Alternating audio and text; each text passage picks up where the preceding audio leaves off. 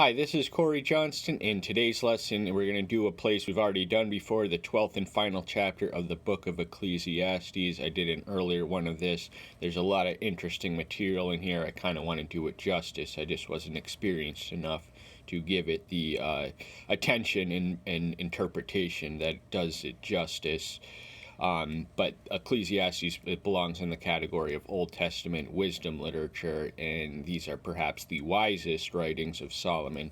So Aristotle said that a man was wisest when he was 60 years of age. Solomon lived a year before attaining that age, but even so, Ecclesiastes is the expression of his mature musings in life.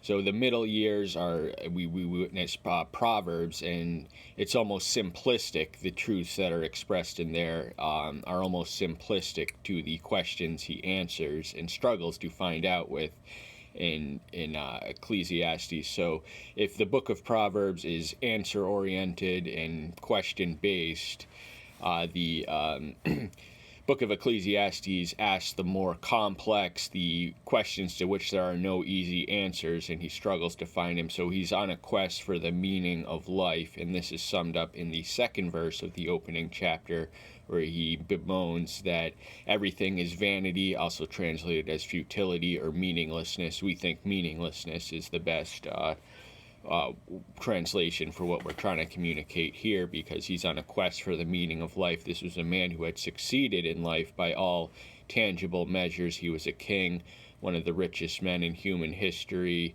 and he had 700 wives, 300 concubines. He had it all, yet he lacked this relationship with his creator, the one who had made him, at this time in his life. And he also seems to express doubt of the resurrection. And what does Paul say in the New Testament? If their resurrection has not come, then our preaching is what? Vain. The same word that is likened to, similar to what Solomon uses. So he's accused by critical scholars of espousing the philosophy of secular agnosticism, and many of the worldview he expresses. Now he examines the cycles of natures, the behavioral interactions of certain types of characters. He does not have two kind things to say about foolish and wicked people. They're there, but he offers, some wisdom and perspective on what is the right thing to do and what is the meaning of life. We don't read he gains any actual closure till the 13th verse. We'll get to that when we get to it. But now we just want to mention that in the 11th verse he establishes advice for people who are both young and old. And remember, when you are old, you know what it's like to be young, but when you're young, you do not know what it's like to be old. So Solomon is writing from, he had happy youth years, and he's not trying to discourage that. He's just trying to tell them to get their priorities in order. So the opening verse of the 12th chapter reads, "Remember also your Creator in the days of your youth, before the evil day comes, and the year draws near where you say, I have no pleasure in them." So the temptation while we are young and frolicking and having fun in the sun is to forget our Creator, the one who gave us the sun we bask in, and the life that we have and the life that we live. It is fashionable and common by cultural conditioning for people to go to college and completely forget and eliminate the idea of God altogether.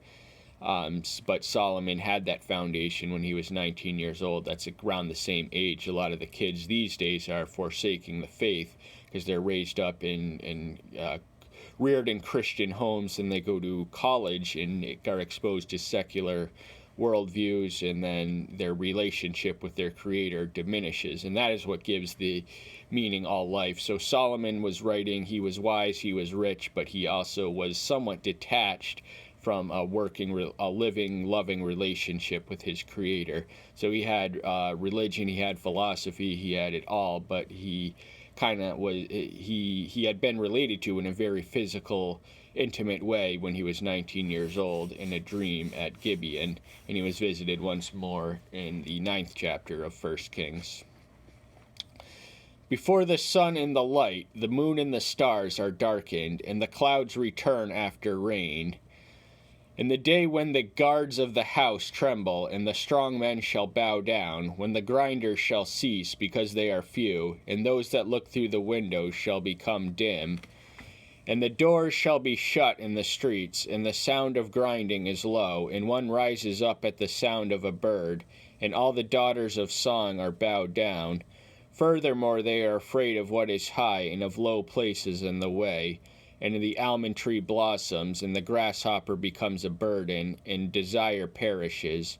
For man is going to his everlasting home, and the mourner shall go about the streets. So there's actually a lot to digest here. We're going to break it down verse by verse. We just wanted to establish that that is a single sentence. One of the things we've been trying to read to do is recently is to read them in full sentences. So a lot of verses are not the best point to start off in that, but we have only one way to break it down, and that's by doing it individually. So in the second verse, before the sun and the light, the moon and the stars are darkened, and the clouds return after the rain. So this is a daily cycle. This would have been recognizable and relatable to any and all who spent a day and a night on the earth. This anticipates kind of a future day of dread, because those that look through the windows shall become dim. So they're not seeing what they'd like to see or could be seeing, and it has a depressing connotation. And, no one's out in the street. It's a ghost town, even though it's an inhabited city. And all these birds of song, that's who the daughters of songs are bowed down. They're quiet. They're not singing. They're not chirping. And but meanwhile, the almond tree is blossoming, and the grasshopper becomes a burden. So there's too many of them. They start bothering people, and desire perishes. So the will for life, the life of life, and the spirit of life is sapping at that time, and that's why desire is perishing, because man is going to his everlasting home. This is a fate in the afterlife, the likes of the expression of which we do not read anywhere before this chapter so much. So he writes from an earlier vantage point as if this life is all we have, but here he acknowledges his everlasting home. And the mourners shall go about in the street. That means they're going to die where they are. They're going to die in their sins, and they're eventually going to hell. But, that is their everlasting home. There is another way. There is a better way, and that is the way of salvation, which can only come through the cross for the new covenant believer. Remember, Solomon's also writing to an old covenant audience, and he does not have explicit faith in the resurrection. He writes as if the resurrection were not real in certain places. Before the silver cord is loosed, or the gold bowl is broken, or the jar shattered at the fountain, or the wheat broken at the well, and the dust returns to the earth as it was, and the spirit returns to Elohim who gave it. So this is another future day. It's a day of death. We are made of dust. We were sprang from the dust. Dust is in our DNA. Most of the physical matter in our DNA can be traced to the same chemical elements and elixirs that are found in dust. So we literally do come from the dust. That is the way we were made. Genesis 2:7, and that's when he breathed the spirit into us. So his spirit is our parting gift from us. The one who gave us life also gives us a life of meaning, and the lesson is that our purpose in life can only come from one whose purpose is greater than ours. Our value in this life can only come from one whose value is greater than ours. And so we really owe our life. Now, life is his gift to us. How we live that life can be our gift to him. So we really owe it to live it well, and if we do so, we will, our everlasting home will be his heavenly kingdom, and that is something worth cultivating. But the 8th verse kind of closes the section. He takes it back to where it all launches off in the 2nd verse of the 1st chapter. Remember that word, vanity, vanity, it's futility. Futility here, but futility, says the Qoleth. All is futile. all is futile. That means all is meaningless, all is vanity. There's no reason, there's no purpose, there's no greater design for anything in motion, in existence. It comes and goes. There is nothing new under the sun. There is nothing to observe that has not already come. Life is a cycle of death, which replenishes the earth. But there's, death is the one thing no one can avoid. It makes us no different than the beast. It makes the rich no different from the poor. We are all equal when it comes, and it comes to us all equally. And besides being wise, Quoleth also taught the people knowledge, and he listened and sought out, laid in order many proverbs. So Quoleth is the identified author, and he's identifies himself in the opening verse of the first chapter as the son of David, the king of Israel, so we understand that to be Solomon. Now the term Quoleth translates as preacher or teacher, and the title of this book, Ecclesiastes, is the Greek word we're all familiar with, so that has a church-ish connotation, and much of his writing it has a sermonic flow and tone to it. I think it's personally more of an internal monologue than a sermon. These are the expressions of his thoughts, and are better to be thought on than to sit and listen and heard, per se, in my personal opinion. But his wisdom came in the book of Proverbs. This was his middle years, the writings of his middle years, the book which is known by that name. So we read in 1 Kings, the 4th chapter, that he composed some 3,000 of them. The book of Proverbs, as we know, is a limited window, 678 of the 3,000, which are perhaps the majority of which are lost to the sands of time, but that's okay, because we have all we need to know that this man was a master proverb writer, and he had wisdom which has benefited every generation since, and the world is wiser because he was in it, not only in his own generation, but posterity has benefited immeasurably from his wisdom, as expressed in this book. Quoleth sought to find out the words of delight, the words of truth, rightly written. So this is his whole mission statement and quest. He was a king, but he had a searching mind. He was not unconcerned with thoughts of philosophy or thoughts of controversy or thoughts of subjects of significance. He was a king, a philosopher king, and he searched, so he took it upon himself. He had the initiative. He charted the course in his search for truth and tried to write it concisely and do justice to the revelations he had received in his mind and communicate them via writing. So we determine our answers, because a lot of these questions aren't answered, so we have to search ourselves what it means to us, the answers of some of the questions we read earlier in the book. The words of the wise are like goads, and as nails driven by the master of collections. They were given by one shepherd. One shepherd. All wisdom owes its origin in the one in whom all wisdom dwells, the omniscient one. That's the attribute of infinite or unlimited intelligence. That is Elohim, and he is one, even though he is three. He is our good shepherd. Yahweh the Father is likened to it in Psalm 23, and Yahshua the Son in John 10.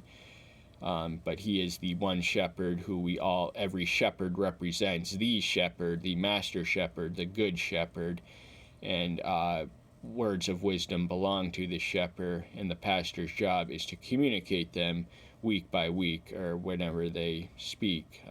They have to give the sheep the wisdom that they know.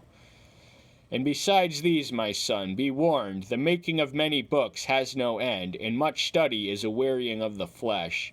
So Solomon had spent a good chunk of his life devoted to advancing academia, and he was a pioneer zoologist and biologist and a composer and compiler of songs and proverbs. But all that work was wearying on his flesh. He was in the later stages of his life when it must have all caught up to him. So he's saying that the ultimate meaning of life is not to be found in studying and searching for answers, but is to be found in obedience. And this is where we get some closure on the matter. He's struggling to find out the meaning of life, and he gets some closure on the matter in the 13th verse, which reads, "Let us hear the conclusion of the entire matter. Fear Elohim and keep his commandments, for this is to all mankind." So it's far better to know little and obey than to know much and obey little. Obedience is what keeps us properly related to Elohim, the source of our wisdom, the one whose wisdom is beyond us, the one who gives us questions that there are no easy answers to, and maybe he will not give the answers to us because it is not meant for us to know, at least this side of the resurrection. But if we obey him and we fear him and we honor him and we love him and we respect him, then we'll be properly related, and that is worth more and any advance in knowledge to be properly related to Elohim, even if one's knowledge is less advanced than any other. The bond of union exists in our obedience to him, because that we show our love, because who loves those who obey? So he doesn't want us to obey out of fear, although we certainly do have a fear of him, a faithful fear, but we obey him out of love because we want to, we know what's best, we're content with his answers even if we don't, or his issues and instructions even if we don't know the answer of it all, because maybe it wasn't meant for us to know, and we just have the faith to have our trust undiminished in him, even when we don't have the answers to everything we would like to know. For Elohim shall bring every work into judgment, including all that is hidden, whether good or whether evil. So this is an incentive to live a good life. Now, earlier he suggests that it is of no value to live life wise or to have riches or anything like that. But the motivating factor is that one day we will answer for how we live, and we're going to have to answer for every idle word we spoke in secret. The judgment is going to be total, and it's going to be just, and we're going to be judged according to whether we do good or evil. So there is a meaning to this life, and our purpose is to make the planet a better one than we entered into it. And if we do that and have faith and repent, then we will know salvation. So I hope that's the reason you're here. That's all the time we have for today. Thank you so much. I'll see you soon. Take care until then. Bye-bye.